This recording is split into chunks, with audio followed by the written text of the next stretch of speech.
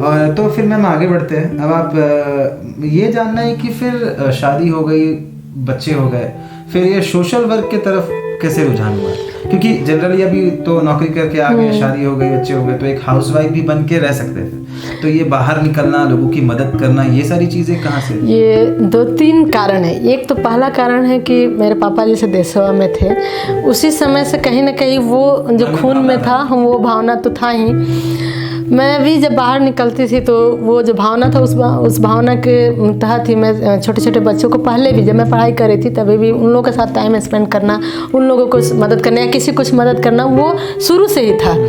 घर में जब बैठी तो कुछ दिन तो बिजी रही, बच्चों को पालना ही करना है, 2-3 साल तो बहुत बिजी रही, तो नहीं उतना फील हुआ। लेकिन धीरे धीरे मुझे खालीपन लगने लगा कि मैं सुबह 4 बजे उठ करके अपना डिसिप्लिन वर्क करने वाले सब करना, और उसके बाद मुझे सिर्फ उठ करके खाना बना लेना है और बैठ जाना है, ये खलने लगा। और मुझे थोड़ा सा आदत शुरू से रहा है टीवी सीरियल फिल्म, ये सबसे उतना रिश्ता नहीं रहा मेरा तो मैं टाइम कैसे स्पेंड करूं? तब मैंने लास्ट ईयर डिसाइड किया कि अब मुझे निकलना चाहिए। थोड़ा सा मुझे मेडिकल प्रॉब्लम भी हो गया इसी वजह से, मतलब क्योंकि मैं घर में बैठ गई पूरी तरह से, सारा फिजिकल एक्सरसाइज वगैरह सारा कुछ बंद हो गया, क्योंकि हमारा माहौल था, मैं आई तो एक बहुत ही, तो अपने रिवाज जो है उसको भी पालन करना था, तो बाहर निकलने से बंद हो गया। तो सडनली आप सोचिए कि जो 20 किलोमीटर दौड़ रही है पर डे और सडनली बैठना तो ये थोड़ा मेडिकल प्रॉब्लम भी हो गया। तो डॉक्टर का भी सजेशन था कि आप बाहर निकलिए। तब बहुत कुछ सोचने के बाद मैंने डिसाइड किया कि प्ले स्कूल खोलते हैं, ताकि मेरा शौक़ भी था बच्चों के साथ टाइम स्पेंड करना, और वहाँ पे जाएंगे तो थोड़ा हेल्दी टाइम स्पेंड होगा 3-4 घंटा, फिर अपने घर में आकर के हम बिजी हो पाएंगे। तो मैंने जब वो खोला तो जब बाहर फिर से निकली तो फिर से जो मेरे अंदर देश सेवा और समाज सेवा का जो अंदर जो दफन कर ली थी मैं, वो निकलने लगा बाहर तो खुशी होने लगी। तो मतलब खुशी हुआ, और खुशी होने के बाद फिर मैंने सोचा जब स्कूल जा रही हूँ तो थोड़ा सा बाहर भी निकलती हूँ, लोग बच्चे वैसे मिले, चाहे वैसा फैमिली मिला जिनको हमको मदद की ज़रूरत थी, थोड़ा थोड़ा करने लगी। तब मुझे लगा कि नहीं, मुझे सुकून उसी में ज़्यादा है, इस काम को अगर मैं करती हूँ तो मुझे ज़्यादा सुकून मिलेगा। तो फिर मैंने वहाँ से फिर से शुरुआत कर लिया समाज सेवा का। अभी मेरे मन में एक ख्याल आ रहा है, मैं चाहता हूँ पूछूं। ये ख्याल है, आपको सवाल एक देना है, मैं बस जवाब एक देना है, मैं सवाल पूछूंगा एक, आपको एक पिक करना है। Kumud Jha as a social worker, Kumud Jha as a politician, आप क्या बोलिएगा खुद को? Kumud Jha as a social worker.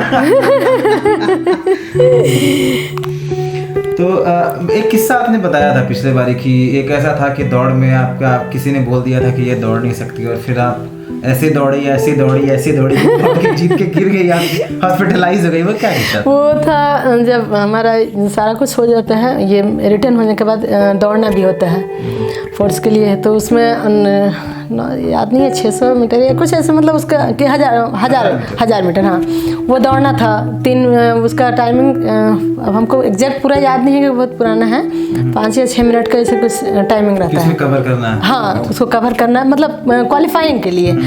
तो मैं उस समय जाने से पहले वुमेन्स कॉलेज की सीढ़ी से गिर गई थी। अच्छा। पैर में मोच आ गया था, स्वेलिंग था पूरा, लेफ्ट एंकल में पूरा स्वेलिंग था, बैंडेज लगाई हुई थी। तो जैसे ही मैं गई तो कमांडेंट, वहाँ जो रिक्रूटमेंट बोर्ड के कमांडेंट थे, उन्होंने मुझे देखा और बोले कि ये क्या दौड़ेगी क्योंकि पैर बहुत ज़्यादा ही स्वेलिंग था। तो इन्होंने पहले ही मुझे सोचा कि हटा देते हैं, ऐसे भी तो छाटना भी ज़रूरी है उनके लिए भी, उनको भी मैं गलत नहीं बोलूँगी। तो उन्होंने देखा कि ये दौड़ेगी नहीं और दौड़ने के बाद इसको प्रॉब्लम हो जाएगा, तो उससे अच्छा है इसे मतलब इसको मना कर देते हैं। और उन्होंने बोला भी कि आपके पैर में ज़्यादा प्रॉब्लम हो जाएगी। हम बोले सर आप मुझे मौका दीजिए, मौका तो आप मुझे मना नहीं कर सकते हैं, जो होगा मैं अपना समझ लूँगी। और मुझे इतना बुरा लगा कि मैं आई हूँ जब उतना देर से, तो इनको ये चीज़ बोलना ही नहीं चाहिए था, मैं सोच के ही आई हूँ कि मुझे दौड़ना है।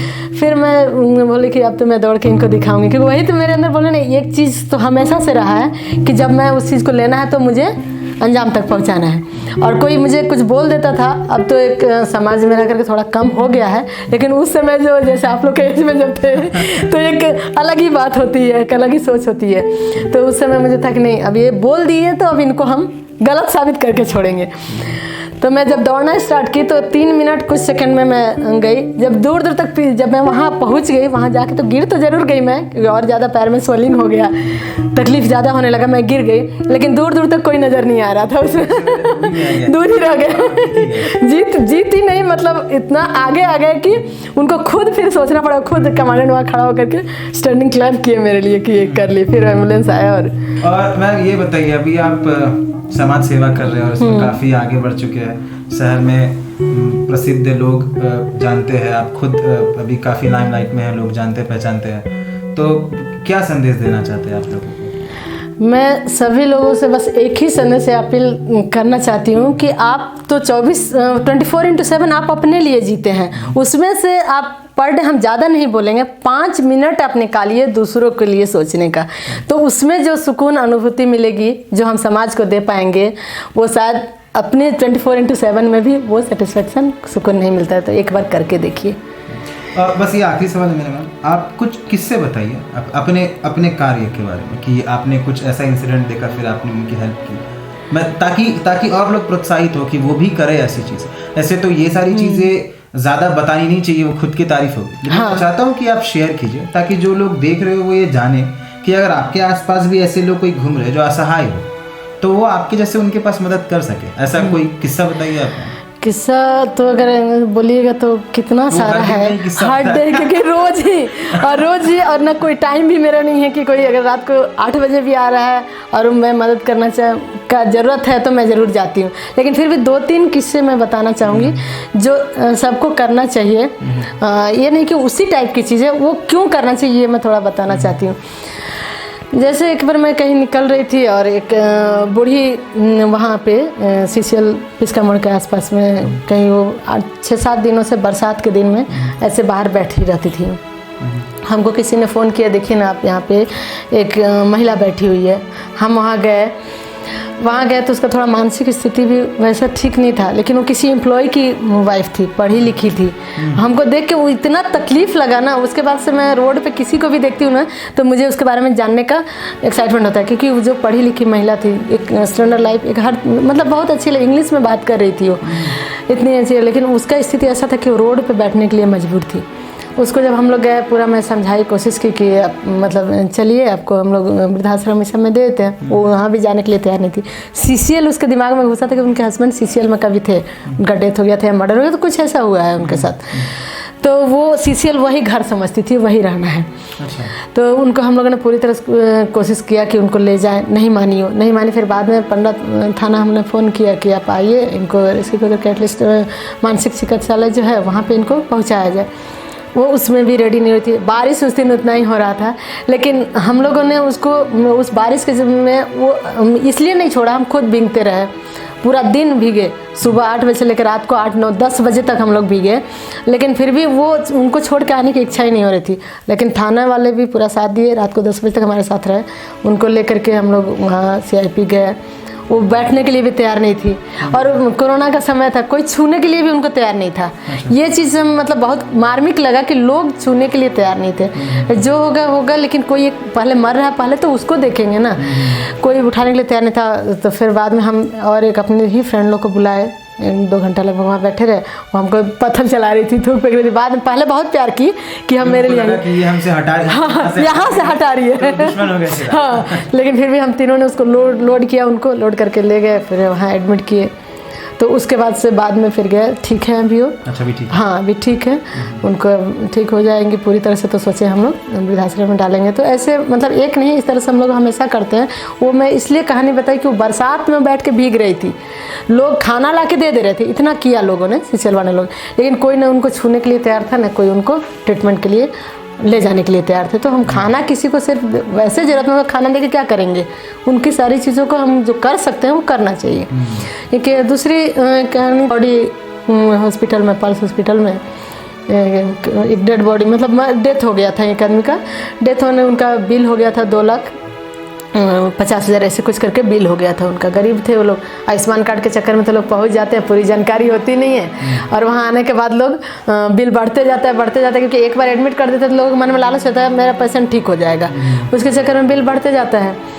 ऐसा एक बार मेदांता में भी हुआ था इस तरह का। तो डेथ हो जाने के बाद उन लोगों ने बहुत जगह मदद मांगने की कोशिश किया, क्योंकि मैं पेशेंट का डेथ भी हो गया।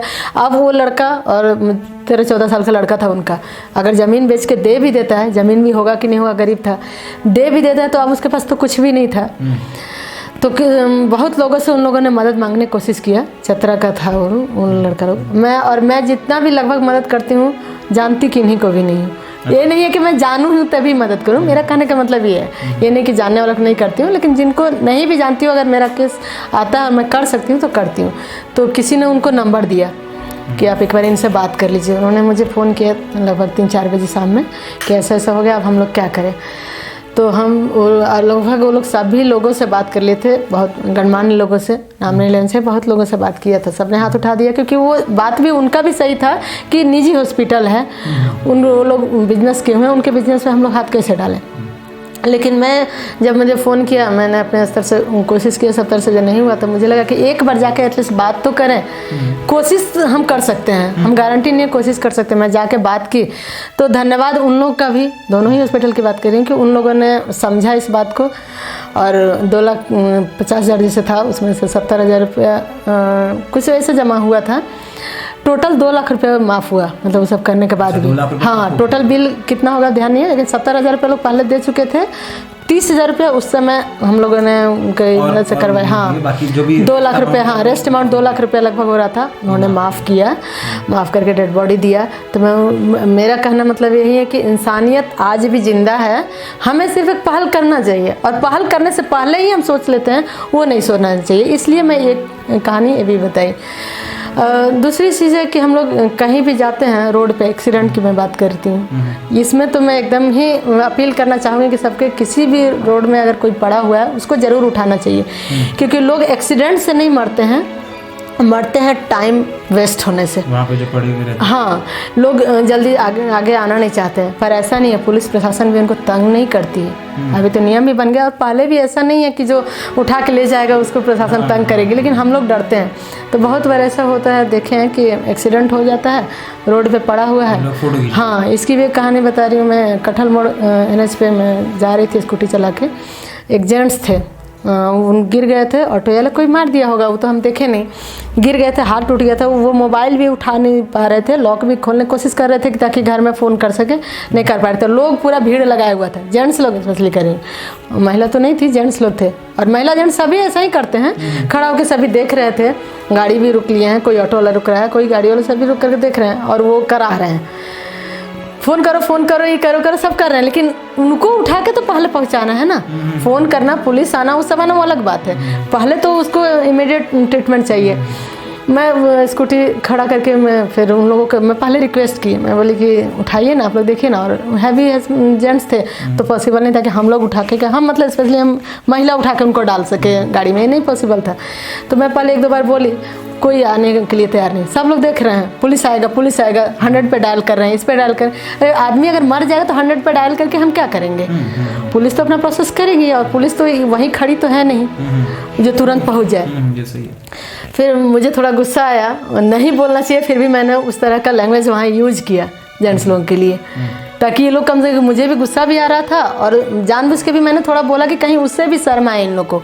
जब मैंने उस तरह का लैंग्वेज यूज किया, तब वहाँ 1-2 जेंट्स थे, वो हाँ वो आए, फिर ऑटो रुके, वो जब 1-2 जेंट्स बढ़े तो फिर और लोग भी बढ़े, और उनको इमीडिएट देवकमल में पहुंचाया गया।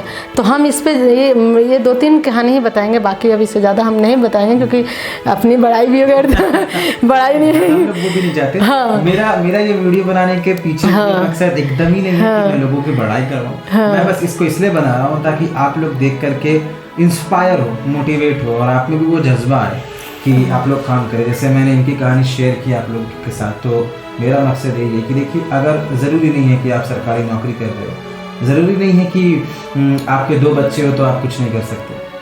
आपको बस दिल में ये रखना है कि आपको करना है, बस दूसरों के लिए करना है, आपको समाज के लिए करना है। और जैसे मैम ने कहा कि 24 घंटे खुद के लिए जीते, 5 मिनट ही सही, लेकिन दूसरों के लिए जी सकते हैं हम लोग, और वही किसी और के लिए जीवन दान हो सकता है। तो मैम, बहुत अच्छा लगा आपसे बात करके और आपकी स्टोरी जान करके। होपफुली मैं तो मोटिवेट हो ही गया हूँ, और जो भी लोग देखेंगे वो भी मोटिवेट हो जाए। सो धन्यवाद। आपको बहुत बहुत धन्यवाद कि आपने ये शेयर करने का मौका दिया। और शेयर करने के मौका का मतलब है मैं उम्मीद भी करती हूँ, विश्वास भी रखती हूँ कि जितने लोग भी इस वीडियो को देखेंगे वो ज़रूर समाज के लिए कुछ ही सही करना चाहेंगे। धन्यवाद।